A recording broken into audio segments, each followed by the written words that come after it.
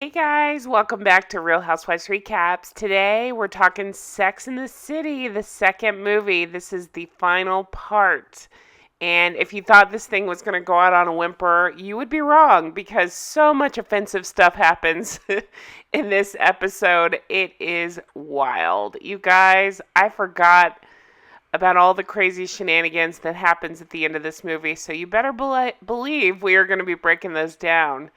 And I'm excited to talk about it all. If you're enjoying the deep dive and behind the scenes information and just the recap in general, I encourage you to check out Patreon.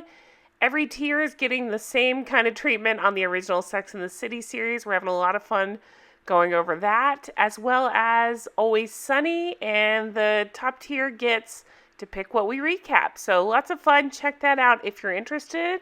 Also, each episode I've been posting a review from the movie because I find them so funny, and this one is no exception. Okay, so this one might be over the top mean, but I'm going to read it to you because I couldn't believe it when I saw it in the review section. The talking horse and her creepy pals.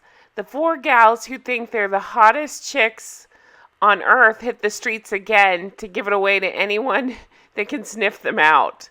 Not much story, just style. If you like the old Mr. Ed TV series, you will love this. Check out my merch, link below. I got Midnight Toast, Justice for Steve. It's a load of pants. Or find me on Patreon. It's patreon.com/Real Housewives Recaps. Okay, so remember that Samantha's meeting was canceled with the Sheikh. She was arrested because she was being too forward with the guy she was on a date with. And they just found out if they don't get out within the hour, they're going to have to pay $22,000 a night to stay at this suite. So it's a hurry up and pack montage. We see Carrie leaving a note and some cash. Remember, her butler was trying to fly back to India to be with his wife. So she's helping him do that because we have to be reminded, look how Carrie is great, even though she's truly awful. Okay. So they are scrambling over and over, especially Miranda is repeating, we have to get to the airport. If we're going to make our first class flights, we've got to go right now. It's very odd. I don't remember that part. The whole deal is if they don't go soon, they'll lose their first class spots. But Dum Dum Carrie realizes, oh gosh, you guys, I don't have my passport. So we see she's realizing, oh, it's when I bought the shoes. She gets all teary about it and realizes she set all of her things on the shoes. Guys, just set it down in his booth when she saw Aiden. There's absolute chaos where they're pulling their bags back out of the car and they gotta get back. And she goes straight to that guy's booth. She says, sir, I've left my passport. And miraculously, he has it. She tries to give him money. He won't accept. So she says, in that case, shoes for everybody. It's so over-the-top ridiculous, you guys. If nothing else, go back and watch the last 20 minutes of this episode because so many crazy things happen in such a short period of time. Okay, so Carrie and Miranda are walking ahead, and they made Charlotte into a complete dum-dum here. They kept saying throughout the movie, don't go to a private room with these guys. Don't go. What does Charlotte go? She goes. I meant to say, what does Charlotte do? She goes. Samantha is like, hey, ladies, we just lost Charlotte. Charlotte thinks she's going to buy a watch for Harry. And I'm thinking, Charlotte is Snooty Von Snooterson. There's no way she would go up to a private room here and try to buy a watch for Harry. That's just, she would go to wherever in Manhattan sells the best watches. It's just ridiculous. So, they keep telling her, we've got to go, we've got to go. She ends up, the chaos ensues. They're like yelling and they go to leave. There's fake Birkins in this room. Of course, Sam has a real Birkin. So when she leaves, this guy comes out and chases her and thinks she's stolen this bag. She's like, no, it's my bag. So Miranda kept telling her, you've got to cover up. So she makes a big scene because she's fighting with this guy and she's wearing, well, this. And it's not appropriate in their culture. So when the guy pulls on the bag, the handles break. I can't believe her friends are standing there watching her through most of this. She's yelling back at this mob of angry men. Friends are standing there. They end up going to help her pick up all of her condoms, but it wasn't about helping their friend. It was about, oh, we're embarrassed. Let's go clean this up really fast and get out of here. So the angry mob is yelling. She keeps saying, I have sex, and like doing a thrusting motion and stuff, which really pisses off the mob. We see her give them all the finger. Just none of it makes any sense at all. So they're trying to get away from the angry mob. When they're together, this woman gestures to them like, come with me, come with me. And they're like, oh, should we go? What do we do? This angry mob's after us. Maybe we should go. So they go. You guys, this is so stupid. So stupid. They go, they follow these women, and they're like, hi, we're American. These women are like, surprise, we're super cool, look at this. They take off these outfits and show the entire Louis Vuitton spring collection. You guys, I can't make this up. That's exactly what she said. It's Louis Vuitton, this year's spring collection. It's so ridiculous. So they talk about how angry the men are, and these women say, it'll be fun to watch. It'll take them years to get past this. So they pull out, it gets so stupid, you guys. I just can't even. They pull out their Suzanne Summer books because they all have them. It's like a walking advertisement. This whole movie is so stupid. So Samantha is like, yay, can I have some water? Again, she says hot flashes, and this other woman relates, like, she gets hot flashes too, and haha, see, we're all just alike. It's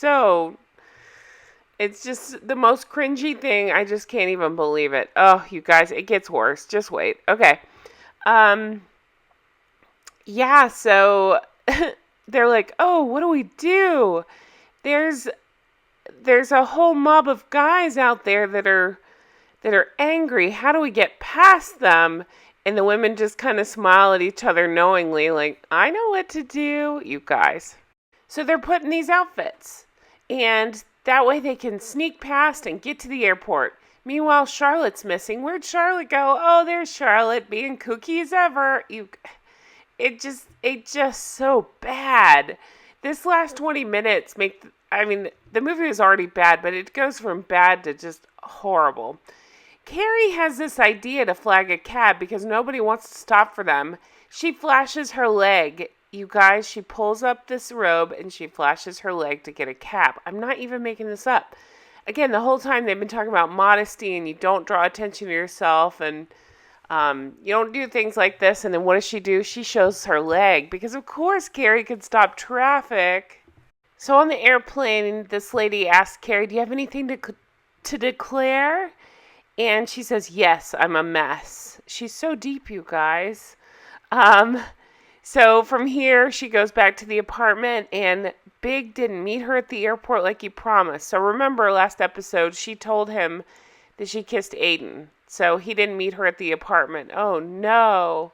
He's so mad he didn't meet her. She's so shocked that her husband will be mad that she kissed another guy.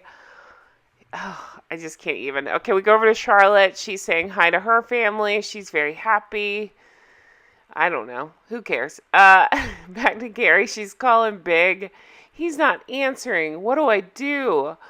I feel sorry for myself because I'm the one that kissed another dude. Big comes home. Where have you been, baby? Oh, it's just so bad. So he comes home, and again, it's like I blocked out all of this. I forgot that this happens. And he's like, at first mad, and like, we don't kiss other people and stuff. So what does he do? He gives her a black diamond ring. What? That doesn't make any sense? No, it doesn't make any sense. He gave her a black diamond ring as a, hey, you just need to be reminded that you're married, present for kissing another guy. Are you freaking kidding me with this? Seriously? She kissed another guy. You're rewarding her with a black diamond ring because it's Carrie. She can't do anything wrong, right? He says something about, you never wrote me vows, and she's like, I did, but that wedding didn't, something like the wedding didn't happen. Like, basically, this is your fault. And he says, well, then we've both messed up. So again, it's like she and Michael Patrick Dickhead had to go out of their way to show, see, Carrie's not bad. They both messed up. She deserves this diamond ring and everything she's got, you guys. Miranda's happy. She got a new job. They said life is good for her. Great. It's not going to go so well and in just like that for you, Miranda. So enjoy this now. Enjoy this now. Okay. Samantha.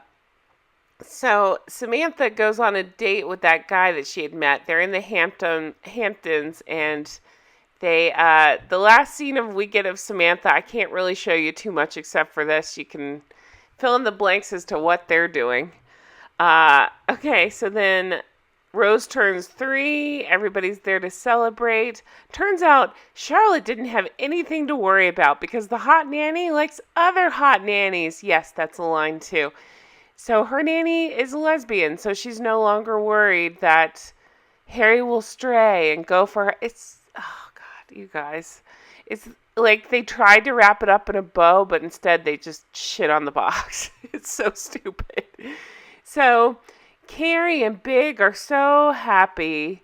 They go back to the apartment and, they say the terrible 2s in their marriage are over. They've grown into the 3s. So they kept the apartment in case somebody needs a break, but it ends up being Charlotte who needs a break. Again, Carrie admiring her work and her ring because everything has to work out just great for Carrie. So she's laying on Big. They're watching old movies, and it's so ridiculous. So at the end of the movie, the end flashes up. And she says, when it comes to relationships, a whole range of colors to explore. And meanwhile, True Colors is playing. And that is the end of the movie. How ridiculous is this movie? How offensive, how awful.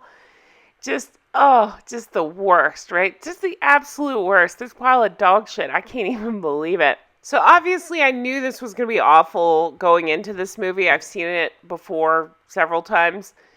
But not having watched it in years, it was like watching through fresh eyes of, holy crap, this is the worst movie I've ever seen. It's so bad. But anyway, it's been so much fun to recap. I really hope you've enjoyed it. I've enjoyed going through it and going into everything. If you like what I'm doing here, check out the Patreon. We're having a lot of fun over there going over the original series. Thank you guys so much for all the support and all the love. Hey, we're going to be working on Devil Wears Prada next, so if you want to watch that along with me, remember it's the same costume designers from Sex and the City, so we will be talking about the fashion there versus the fashion here. Plus, it's just a fun movie to watch. So thank you guys so much for watching. I really appreciate it. I hope you have a great day. Bye-bye.